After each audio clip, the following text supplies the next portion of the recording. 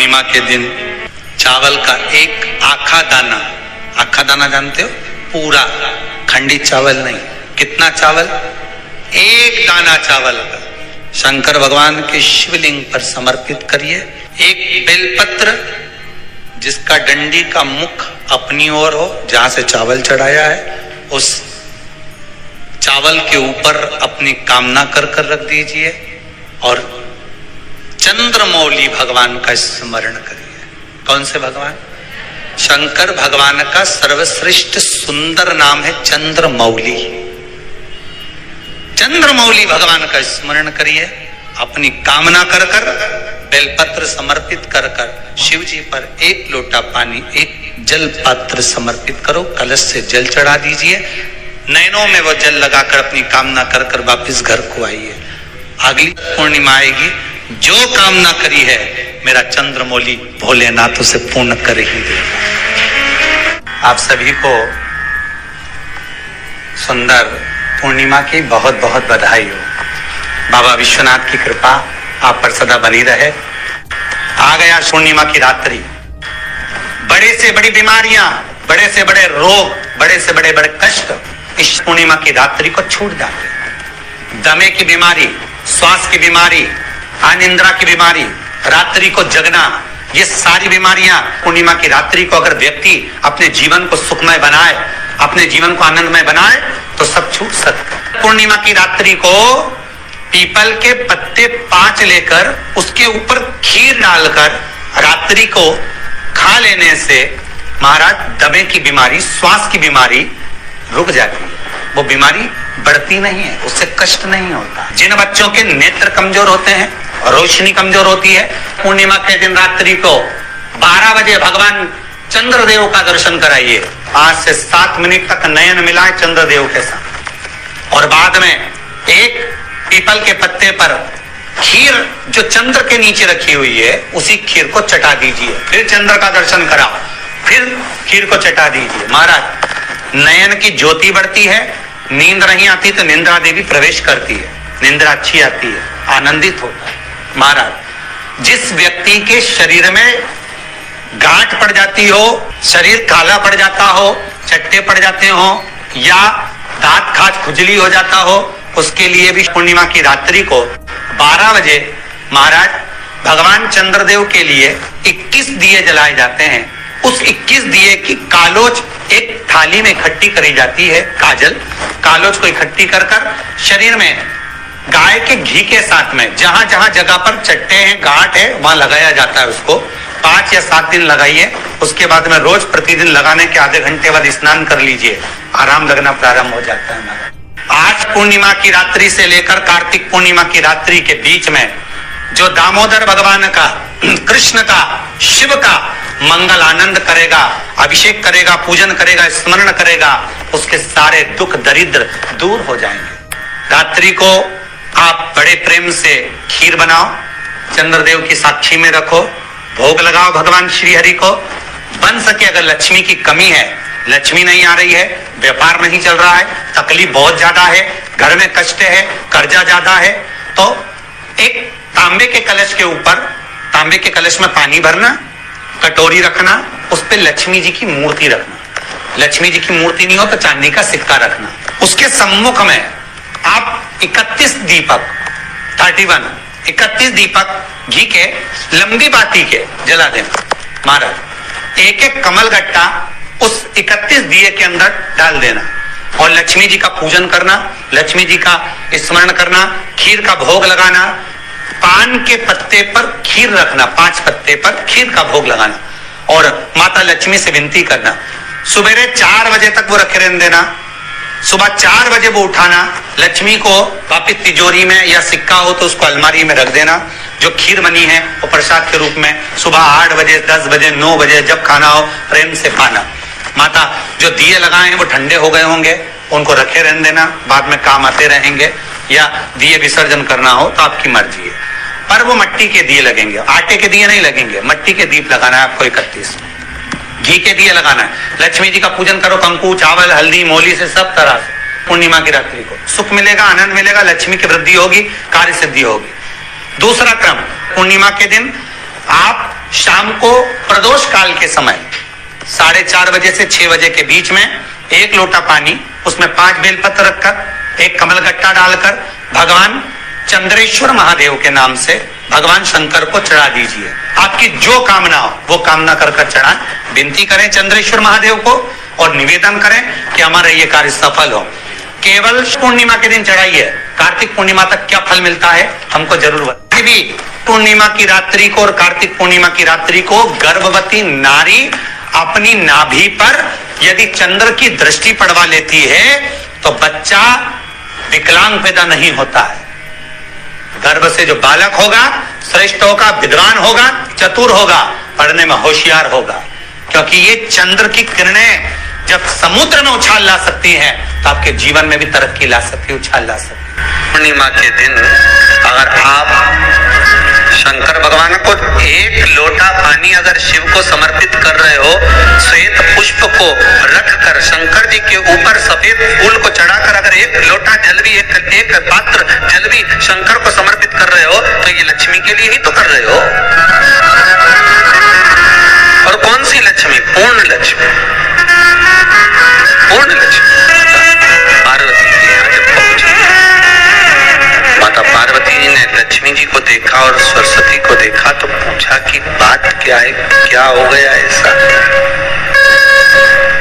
क्या हुआ, क्या है ऐसा जो तुम दोनों आज मेरे पास में आई,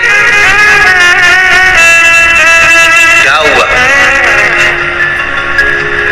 पार्वती जी कुछ बोलती, शिव जी का ध्यान माता सरस्वती की ओर और लक्ष्मी की ओर गया और भगवान शंकर जान गए कि आज भगवान नारायण ने लक्ष्मी जी को अपूर्ण कहा है।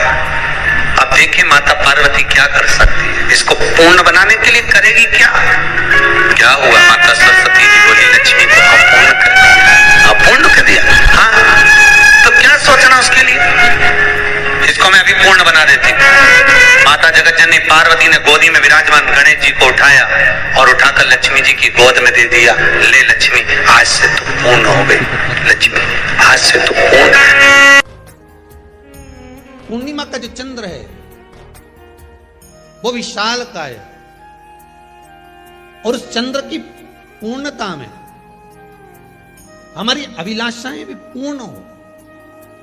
आप आस्था चैनल के माध्यम से जितने लोग कथा सुन रहे हैं, फेसबुक यूट्यूब पर जितने कथा सुन रहे हैं और कुबेरेश्वर धाम में जितने कथा सुन रहे हैं, आप में से कितने लोग हैं जो पूर्णिमा का व्रत करते हैं? जो माताएं करती हो जरा हाथ उठाइए। पूर्णिमा का व्रत जो करते हो ना आप लोग, रखिए आप। अब पूर्णिमा के व्रत में आपने कई बार किताब पढ़ी होगी पूर्णिमा की, या आपने व्रत किया होगा, या पूर्णिमा का व्रत आप धारण करे होगे, तो उसमें पूजन कौन से भगवान की होगी? पूर्णिमा के व्रत में किस भगवान की पूजन होती है? तो कहा पूर्णिमा के व्रत में केले के खंभ लगाकर पूर्णिमा का जो अध्यापन होता है, पूर्णिमा की जो पूजन होती है, उस पूजन में शंकर और पार्वती की पूजन की जाए, शिव और नारायण की पूजन करी जाए, शंकर और पार्वती का स्मरण किया जाए। किसकी पूजन होती है? शिव पार्वती। क्यों शंकर और पार्वती का पूजन क्यों करा जाता है पूर्णिमा के व्रत में? क्योंकि शिव और माता पार्वती ही केवल एक ऐसे हैं जिन्होंने अपूर्ण लक्ष्मी को भी पूर्ण बना दिया था। किसको पूर्ण बनाया है? लक्ष्मी। पूर्णिमा के दिन अगर आप शंकर भगवान को 1 लोटा पानी अगर शिव को समर्पित कर रहे हो, श्वेत पुष्प को रखकर शंकर जी के ऊपर सफेद फूल को चढ़ाकर अगर 1 लोटा जल भी, एक पात्र जल भी शंकर को समर्पित कर रहे हो, तो ये लक्ष्मी के लिए ही तो कर रहे हो। और कौन सी लक्ष्मी? पूर्ण लक्ष्मी। पूर्ण लक्ष्मी। आपको पहले भी कथा में कहा, एक बार भगवान विष्णु के सामने लक्ष्मी मैया ने बहुत तेज स्वर में कह दिया था, नारायण, दुनिया के लोग आपका नाम जपते हैं, दुनिया के लोग नारायण नारायण कहते हैं, दुनिया के लोग आपका भजन करते हैं, पर सत्य मायने में कहूं ना तो मेरे बिना दुनिया के लोगों की नहीं चल सकती, मेरे बिना दुनिया नहीं चल सकती, संसार मेरे बिना नहीं चल सकता। भगवान विष्णु ने कहा ये तो गलत है लक्ष्मी आपका कहना। एक दिन लक्ष्मी को अहंकार आ गया, अहंकार के संबोधन जब माता लक्ष्मी कहने लगी तो भगवान उसी समय पर भगवान विष्णु को क्रोध आ गया और भगवान विष्णु ने कह दिया, लक्ष्मी तू इतनी बड़ी बड़ी बात कहती है कि तेरे बिना नहीं रह सकती संसार। मैं तुझे कहता हूं लक्ष्मी तू अपूर्ण है, तू अपूर्ण है तो पूर्ण कब हो गई?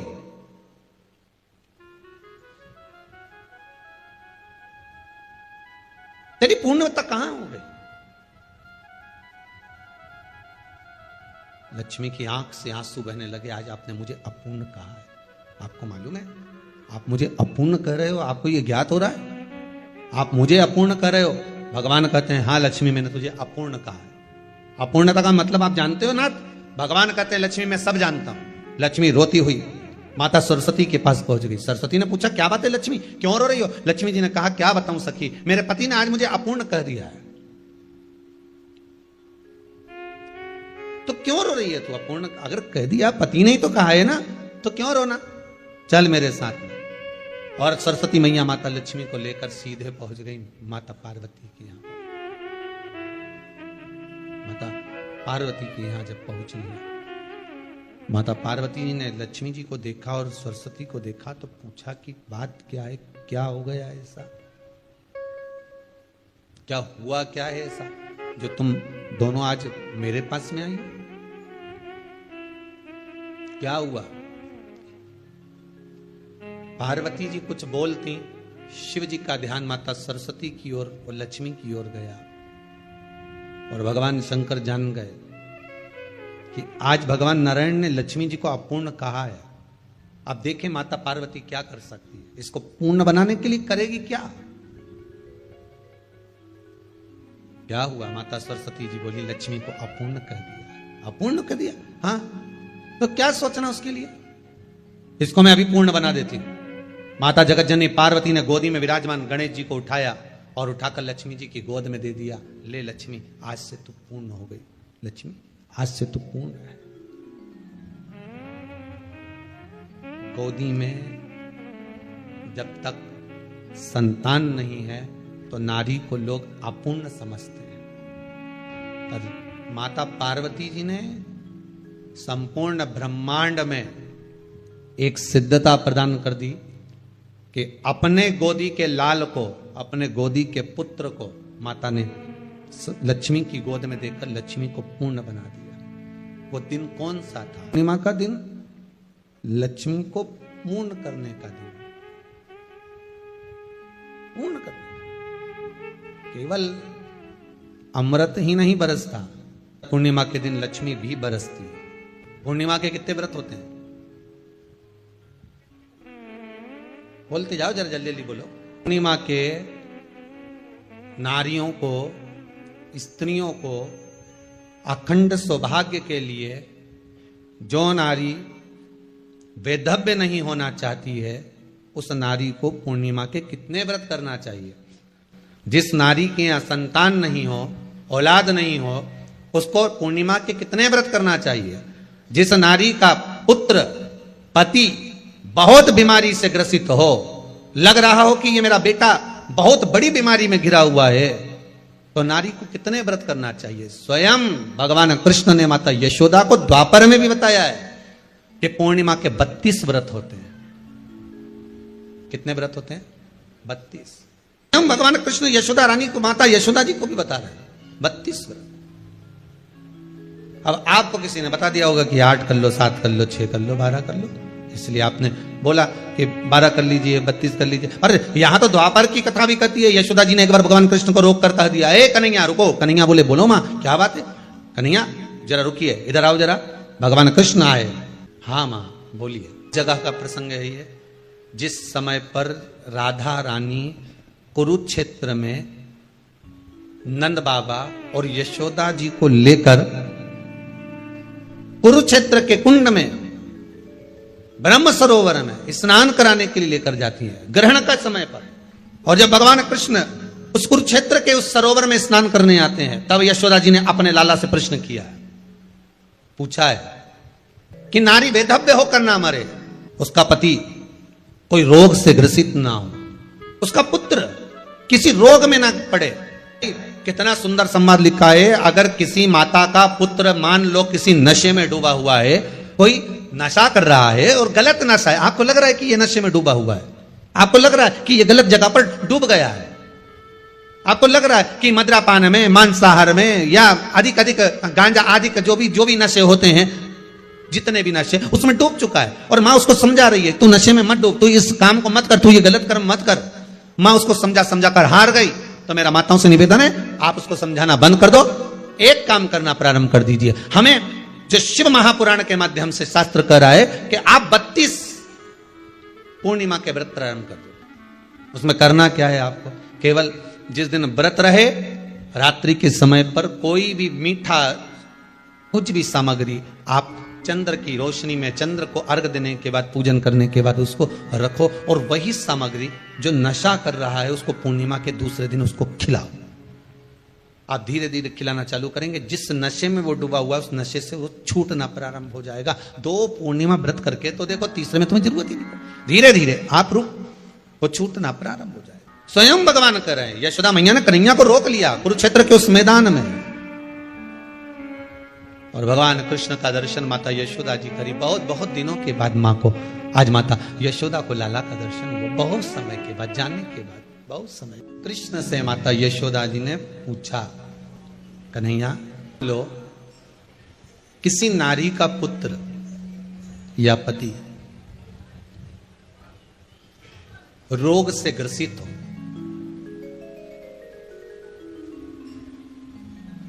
उसके पति की या पुत्र की आयु थोड़ी सी हो, तो हे कृष्ण, उस नारी को कौन सा व्रत धारण करना चाहिए या किसकी पूजन करना चाहिए? ये कुरुक्षेत्र की भूमि का संवाद है।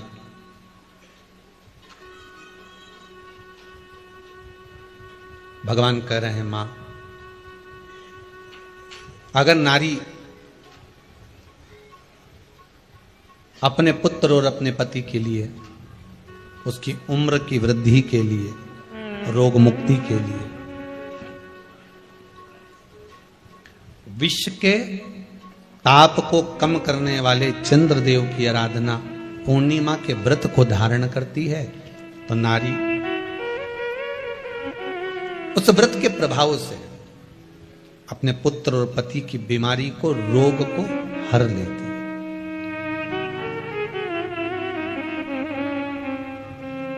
रोग का हरण कर लेती।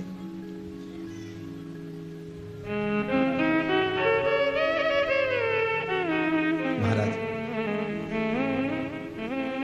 जो बच्चा बुद्धि से विकलांग हो, विद्या में कमजोर हो, परीक्षा हॉल में पेपर देते समय भूल जाता हो, वे काम ना करता हो, तो निवेदन है किसी भी पूर्णिमा की रात्रि को 12 बजे गाय के, गौ माता देसी गाय के जो 4 थन होते हैं, उन 4 थन में से जो आगे के थन होते हैं, 2 पीछे की ओर होते हैं, 2 आगे की ओर होते हैं, तो जो आगे के 2 थन है उस थन का दूध निकलवा लिया जाए, और उस दूध का कोई भी मीठा पदार्थ बनाओ तो ठीक है, ना बनाओ तो उसी दूध में शक्कर मिलाकर पूर्णिमा की रात्रि को, जो विवेक से कमजोर हो, बुद्धि से कमजोर हो, या याद करा हुआ सब भूल जाते हो, या आपके लिए भी है कोई चीज रखते हो भूल जाते हो, विवेक याद नहीं रहता, बुद्धि में इतना प्रबल बल नहीं आ पाता, याददाश्त कमजोर होती चली जा रही, तो किसी भी पूर्णिमा की रात्रि को 12 बजे गाय के आगे के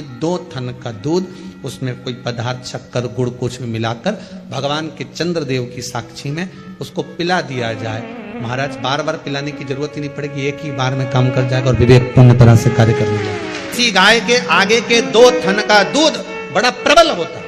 पूर्णिमा की रात्रि को 12 बजे उसका प्रयोग किया जाए। दूध को निकाल लो शाम के समय, रात्रि के समय ग्वाले से कहकर, जिसके यहाँ पर देसी गाय हो वहां निकलवा कर उसको रखा जाए, उसका पान करा जाए। रोग बीमारी में प्रबलता, तो मां यशोदा जी जग कल्याण के लिए पूछ रही है। जब देवता 33 कोटि देवता उस चंद्र के इंतजार में रहते हैं कि ये चंद्र प्रबल होगा, तब जाकर ये चंद्र यहां पहुंचेगा, तब जाकर हम मंथन करेंगे, तब जाकर वो अमृत मिलेगा, और उस अमृत को देवता धारण करेंगे तो वो आनंद पा जाएंगे। हम क्यों एक एक पूर्णिमा छोड़ें? एक एक पूर्णिमा के महत्व को जानिए। कोई पूर्णिमा साधारण नहीं है, कोई प्रदोष साधारण नहीं है, कोई शिवरात्रि साधारण नहीं है। 12 महीने शिवरात्रि पड़ती है, 12 महीने में प्रदोष पड़ते हैं, का महत्व ही नहीं जान पाते। कौन से प्रदोष पर क्या करना है, कौन सी पूर्णिमा को क्या धारण करना है, कौन सी शिवरात्रि पर? कई कई लोगों को तो यहां तक नहीं मालूम था कि भाई श्रावण के महीने में भी शिवरात्रि आती है। वो तो बस लोगों के कि शिवरात्रि का पूजन हुआ, तो उसका स्मरण क्यों छोड़े हम? अगर ये वेद और शास्त्र ब्राह्मणों को दिए गए हैं, ये वेद और शास्त्र विद्वत जन को दिए गए हैं, तो इसका स्मरण होना चाहिए कि हम निकाल कर जनमानस तक ये चीज पहुंचाएं कि हमें इस दिन ये पूजन करना है, उसका स्मरण होना चाहिए। भगवान कृष्ण से यशोदा जी ने पूछा तो भगवान कृष्ण ने कहा, मां पूर्णिमा का व्रत अगर नारी 32 पूर्णिमा धारण कर लेती है तो वो नारी वेदव्य होकर नहीं जाती। पर आप लोग व्रत जो करते हो ना, जो भी व्रत आप लोग उठाते हो, सोमवार का व्रत जैसे किसी माता जी ने उठा लिया और वो उठाने के बाद, हम तो शादी नहीं हुई थी ना जब भी सोमवार व्रत करते थे, अब शादी हो गई अभी भी हम सोमवार का व्रत कर रहे हैं, करे जा रहे हैं, पर उसका कोई उद्यापन नहीं करा, कोई संकल्प नहीं लिया गया कि मैं 5 करूंगी कि 16 करूंगी कि 25 करूंगी कि 31 करूंगी कि 21 करूंगी। इसलिए पूर्णिमा व्रत का विधान में कहा गया कि 32 पूर्णिमा का पहला संकल्प होना चाहिए। उसके बाद आपकी 32 पूरी हो जाए, फिर आप दूसरे और व्रत कर लो, फिर 32 कर लो, फिर 32 कर लो, पर उसमें पूर्णता का भाव। अभी तक किसी के सोमवार और गुरुवार और शुक्रवार के व्रत ही पूर्ण नहीं हुआ, अभी तक चल रहा है, अभी तक चल रहा है। हम तो सोमवार का व्रत करते हैं, हम तो शनिवार करते हैं, अब शनिवार करते करते 4 साल हो गए, 6 साल हो गए, 5 साल हो गए। भगवान को तो थोड़ा बहुत कुछ खिला पिला के उनको एक बार तो विश्राम दे। भगवान भी मन में सोच रहा, अब तो निपटेगी तभी छोड़ेगी। कोई भी व्रत आप करो, उस व्रत का एक संकल्प, एक नियम कि मैं इतने व्रत करूंगी, ये मेरा नियम। जैसे नवरात्रि के 9 दिन मैंने करे, व्रत धारण करे, 10वें दिन उसको छोड़ दिया। अब तुम तो सोच कर बैठी कि ये मैं 9 दिन धारण कर लूंगी न, एक दिन बाद एकादशी पड़ रही है तो 10वें के दिन कौन छोड़े, दशहरे का भी व्रत ये भी कर लूं, 11 भी पूरी कर लूं, उसके बाद प्रदोष भी कर लूं, और प्रदोष के बाद में मैं फिर जो द्वादशी पड़ी 12 पड़ी वो कर पुरा के इसके बाद ही छोड़ूंगी। थोड़ा सा जिस व्रत को उठाया गया, जिस व्रत का नियम लिया गया है, उस व्रत का प्रदान कर फिर उसको थोड़ा सा भाग प्रदान कर हमने ये व्रत पूर्ण कर लिए। भगवान हमारा ये व्रत आपकी कृपा से, हे विश्वनाथ, हे शंभु, हे त्रिकालदर्शी, हे कैलाशी, मेरी 26 एकादशी आज पूर्ण आपकी कृपा से हुई है, इसलिए मैं उद्यापन कर रही हूं, आपकी कृपा से कर रही हूं। उसके बाद फिर उठाऊंगी, फिर कर लूंगी, पर आज मैंने पूर्णता का भाव लिया। उद्यापन नहीं करो तो किसी विद्वान ब्राह्मण को घर में बुलाकर अभिषेक पूजन करा लो, उसको भोजन करा दो, दक्षिणा अधिक प्रदान कर उसको विदा कर दो, उसमें भी सुख का भाग। इतनी पूर्णिमा जम के बोल दो, 32 पूर्णिमा। कौन कर रहे हैं? भगवान कृष्ण। किसको कर रहे हैं? माता यशोदा को। किसने ये व्रत धारण किया? तुम्हें कुछ मालूम है किसका होता है ये व्रत? भगवान कृष्ण ने कहा ये शंकर और पार्वती का व्रत है। किसका व्रत है? शिव और पार्वती का। पूर्णिमा का व्रत शंकर और पार्वती का व्रत है। तो कोई कहे कि ये तो भगवान कृष्ण का व्रत है, तो ये तो कृष्ण भगवान तो द्वापर में आए हैं, पर पूर्णिमा का व्रत तो स्वयं माता पार्वती जी ने भी धारण करा है। जिस समय पर कार्तिकेय महाराज को गंगा मैया प्रकट कर रही थी और तारकासुर का जब संहार करना था, तब माता पार्वती ने शंकर जी से पूछा था कि तारकासुर को मारने के लिए आपके पुत्र की जरूरत है, आपका पुत्र प्रकट कैसे होगा, क्योंकि आप तब साधना में लगे रहते हो। भगवान कहते हैं चिंता मत कर, तू एक काम कर, पूर्णिमा व्रत को धारण कर। मां पार्वती भी जिस व्रत को धारण करी है, तो कोई ये द्वापर का व्रत है क्या? यहां तो शास्त्र कह रहा है कि कोई भी अगर आप प्रसंग धारण कर रहे हो, कोई भी आप नियम धारण कर रहे हो, कोई भी आप व्रत धारण कर रहे हो, या आप किसी भी तरह का पुण्य भाग धारण कर रहे हो, तो उसमें जड़ की मूलता होना चाहिए। जड़ कहां?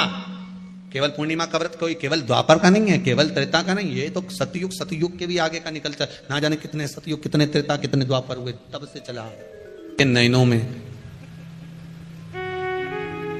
नंबर बढ़ते चले जा रहे हो, चश्मा उतर नहीं रहा हो, दूर का नहीं दिखे, कहीं किसी को पास का नहीं दिखे, रहते हैं। उसके लिए तुलसी की जो डंडी होती है, तुलसी जैसे बेलपत्र की जो ये डंडी है, ऐसे तुलसी का जो पत्ता होता है, उस पत्ते की जो डंडी होती है, उस डंडी को चंद्रमा को देखा जाता है। उस डंडी की जो कोर होती है, उस कोर को दृष्टि से मिलाया जाता है। माँ की रात्रि ठीक 12 बजे आप चंद्रमा की, जैसे चंद्रमा का भाग, उस चंद्रमा के भाग को आप उस डंडी के भाग से निहारने का प्रयास करें।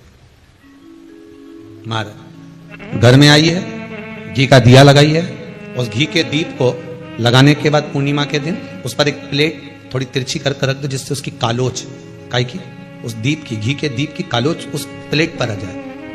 थोड़ी सी कालोच ले लीजिए, 5-10 मिनट में आ जाएगी। उसको गाय के घी में मिलाकर आंखों में सुरमा लगाकर रात्रि को सो जाइए। 3 दिन बाद आप महसूस करेंगे कि नेत्र की ज्योति बढ़ना प्रारंभ हो रही है। अब इस प्रयोग को करने में कोई धन लगा तुम्हारा?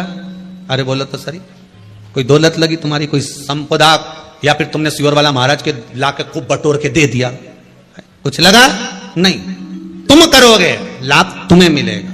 ये जितनी पूर्णिमा के व्रत हैं, जितने 12 महीने जो पूर्णिमा पड़ती है, पूनम पड़ती है, ये भले दुनिया के लोग कहते हैं कि ये भगवान राधा और कृष्ण से संबंध, हम और कृष्ण से संबंध रखते हैं, पर इनका यदि सही संबंध समझा जाए, इनके सही संबंध का यदि स्मरण करा जाए, इनके सही संबंधों का यदि वर्णन किया जाए, तो शिव और चंद्रमा के जो मिलन का केंद्र बिंदु है वही पूर्णिमा है। केवल एक पूर्णिमा वहीं तक नहीं रही कि भगवान कृष्ण और राधा जी ने रास किया, केवल वहीं तक उसकी सीमितता नहीं है। बात ध्यान रखिएगा, यदि काया का रोग हो गया, मान लो शरीर कहीं से सफेद पड़ रहा है, कहीं से काला पड़ रहा है, शरीर में से खाल की फुकड़ी निकलना प्रारंभ हो गई हो, शरीर में काले काले चट्टे पड़ना चालू हो गए हो, या कोई विशेष रोग हो गया, कोई विशेष में रोग है, बीमारी है, काया बेकार हो रही है, तो सीधी सीधी बात शिव महापुराण की कथा कहती है, सुंदर आनंद में श्रवण कर कर आप अपने जीवन को, ये पूर्णिमा शिव महापुराण की कथा कहती आ रही है। कुछ नहीं करना, पीपल का एक पत्ता, उस पत्ते पर थोड़ा सा चावल, पूर्णिमा की रात्रि को अपने हाथ में लेकर, अपने नयनों से लगाकर, शरीर पर से स्वयं उतार कर उसको दरवाजे के पास रख दीजिए। पूर्णिमा की रात्रि को पूर्ण होने पर उस चावल को दूसरे दिन सूंघ कर बहते हुए पानी में डाल दीजिए। महाराज कितने भी रोग से ग्रसित हो गए, पीपल का एक पत्ता 52,000 ब्राह्मण की साक्षी कराता है। महाराज बहुत ध्यान देना, पीपल के वृक्ष में स्वयं नारायण का, मेरे कृष्ण का वास है। स्वयं भगवान गीता के अंतर्गत कहते हैं कि मैं पीपल का वृक्ष हूं, नारायण उसी में बसते। 52,000 ब्राह्मणों का वासा एक पीपल के पत्ते में होता है। और आपको पहले भी कथा में कहा, गाय, ब्राह्मण, बहन, बेटी, ये सब काल का हरण करने वाले हो, काल को हरने वाले हो। रोग को मिटाइए, शिव का स्मरण करो। पूर्णिमा के दिन चावल का एक आखा दाना जानते हो, पूरा खंडित चावल नहीं, कितना चावल, एक दाना चावल का शंकर भगवान के शिवलिंग पर समर्पित करिए। एक बेलपत्र जिसका डंडी का मुख अपनी ओर हो, जहां से चावल चढ़ाया है, उस चावल के ऊपर अपनी कामना कर कर रख दीजिए और चंद्रमौली भगवान का स्मरण करिए। कौन से भगवान? शंकर भगवान का सर्वश्रेष्ठ सुंदर नाम है चंद्रमौली। चंद्रमौली भगवान का स्मरण करिए, अपनी कामना कर कर बेलपत्र समर्पित कर कर शिव जी पर एक लोटा पानी, एक जल पात्र समर्पित करो, कलश से जल चढ़ा दीजिए, नयनों में वो जल लगाकर अपनी कामना कर कर वापिस घर को आइए। आएगी जो कामना करी है मेरा चंद्रमौली भोलेनाथ उसे पूर्ण कर ही देगा। शिव उपासना के लिए जितनी 12 महीने में पूर्णिमा पड़ती है, एक एक पूर्णिमा का व्याख्यान वर्णन करेंगे। आज तो कथा का महत्तम दिवस है, पहला दिवस है, तो हम उसको महत्व समझें कि पूर्णिमा का महत्व क्या है, हम उसका महत्व समझें कि शंकर और चंद्र का रिश्ता क्या है, संबंध क्या है। भगवान ने जितनी पूर्णिमा बनाई है, जितने नक्षत्र बनाए, जितनी घड़ी बनाई, जितना पल बनाया, जितना समय बनाया, ये शंकर भगवान ने जो बनाया ये गलत नहीं बनाया, श्रेष्ठता के लिए बनाया, जग के उद्धार के लिए, संसार के उद्धार के लिए बनाया। अब उसका प्रयोग आप करें ना करें ये आपके ऊपर है, आप उसका प्रयोग कर रहे हैं ना कर रहे हैं आपके ऊपर, पर जो बनाया है मेरे भगवान। ये कुछ तिथियां भारत की भूमि पर ऐसी वर्णित है जिन तिथियों में भी गंगा का जल हम शिव को अगर एक बूंद भी समर्पित कर रहे हैं गंगा का जल मात्र एक आधी चम्मच भी, आचमन जितना भी अगर हम शिव को समर्पित कर रहे हैं तो उसका सुख आनंदित है। जैसे पंचमी तिथि, नवमी तिथि, दशमी तिथि, एकादशी, प्रदोष, पूर्णिमा, अमावस्या, ये तिथियां हमारे पशुपतिनाथ का व्रत करते हो, आप 16 सोमवार का व्रत करते हो, आप संकट सोमवार का व्रत करते हो, आप शिवरात्रि का व्रत करते हो, सोमवार की अष्टमी का व्रत करते हो। उन व्रतों में सारे व्रत करो, मना नहीं है, पर उस व्रत में अपना पूर्ण समर्पण परमात्मा के प्रति रखो। केवल खाना छोड़ा है, अन्न छोड़ा है, भोजन छोड़ा है, और दिन में सुबह से लेकर शाम तक 2-3 बार तुमने कुछ ना कुछ पाया है, वो व्रत हो सकता है आपकी दृष्टि में, पर हमारी दृष्टि में व्रत कौन सा है? शिव महापुराण की कथा कहती है कि सुबेरे आपका व्रत चालू हुआ, दूसरे दिन ब्रह्म मुहूर्त तक जो आपका व्रत आपने रखा है, भगवान का जो व्रत कर रहे हो, उस व्रत में एक बात अपने अंदर उतार कर रखो कि इस दिन मैं अपने मोबाइल का त्याग करती हूं, पूरे दिन मैं मैसेज नहीं पढ़ूंगी, मैं देखूंगी नहीं, मैं अपशब्द नहीं कहूंगी, मैं जानूंगी नहीं। दूसरा, आज के दिन मेरा व्रत है, आज 1 महीने में, 15 दिन में, 2 दिन में, 20 दिन में मैंने अगर किसी से भी अपशब्द कहा होगा, आड़ा टेढ़ा कहा होगा, तो सबसे पहले आज व्रत वाले दिन मैं उसको सॉरी कहूंगी, क्षमा मांगूंगी और अपने हृदय से लगाने का प्रयास करूंगी। व्रत है।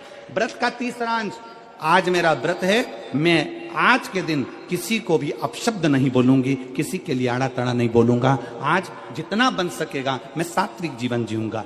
चौथा, आज मेरा व्रत है, आज के दिन मैं झूठ नहीं बोलूंगी, ना झूठ बोलूंगा सुबह से लेकर शाम तक। और 5वां, आज व्रत वाला दिन है, जितना फलार मैं करूंगी उसका पैसा जोड़ूंगी कि 15 रुपए का मैंने साबुदाना खाया, 10 रुपए का बटाटा खाया, ये खाया, वो खाया, सारा हिसाब लगाकर 55, 60, 70 रुपए जितने होते हैं उसमें से एक अंश निकालकर मैं उसका एक भाग किसी गौशाला में जाकर गाय को चारा जरूर दूंगी। आपका व्रत, आपकी साधना, आपका तप, आपका बल, आप कैसा कर रहे हैं? केवल भूखे रहने पर भगवत पद की प्राप्ति नहीं होती। शिव महापुराण की कथा कहती है कि भूखे रहने से भगवान की प्राप्ति नहीं होती। शिव पुराण की कथा कहती है भगवान को पाने की भूख बढ़ाने से भगवान की प्राप्ति होती है। भीतर से परमात्मा को पाने की भूख बढ़ाइए, भगवान को पाने की भूख बढ़ाओ भीतर से।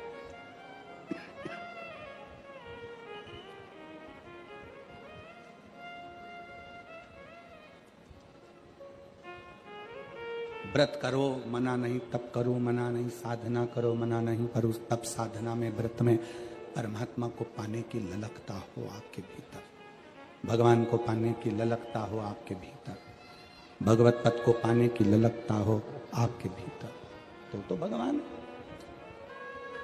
महापुराण की कथा एक बड़ी सुंदर बात कहती है, व्रत आप करते हो, उपास आप करते हो, नियम आप लेते हो, पूरा किसको करना पड़ता है? तुम्हें नहीं। व्रत आप करते हो, उपास आप करते हो, नियम आप लेते हो, और पूरा देवाधिदेव करते हैं, भगवान शंकर करते हैं। बस इतना जरूर याद रखें कि जैसे कुछ प्राप्त हो भी गया तो शिव को धन्यवाद देकर शंकर के दरवाजे पर जाते रहना, यह हमारा कर्तव्य है।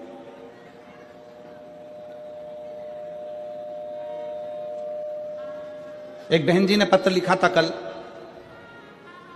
उस पत्र में बहन जी ने लिखा कि शिव महापुराण तप का मतलब क्या होता है? चलिए उपास का मतलब बताओ। खाना छोड़ देना व्रत नहीं है, दूसरे का धन छुड़ाकर खाना छोड़ देना व्रत है। शिक्षा दे देना, किसी को चिकित्सा की जरूरत है उसकी चिकित्सा में थोड़ा सा धन लगा देना, कोई रोते हुए के आंख के आंसुओं को पोंछ देना, किसी के दुख में खड़े होकर उसको खुशियां प्रदान कर देना, ये दुनिया का सबसे बड़ा व्रत है, सबसे बड़ी साधना, सबसे बड़ा तप। मन साफ है तो सारी गलतियां माफ है, और अगर मन ही साफ नहीं है तो गलती कौन माफ करेगा भाई?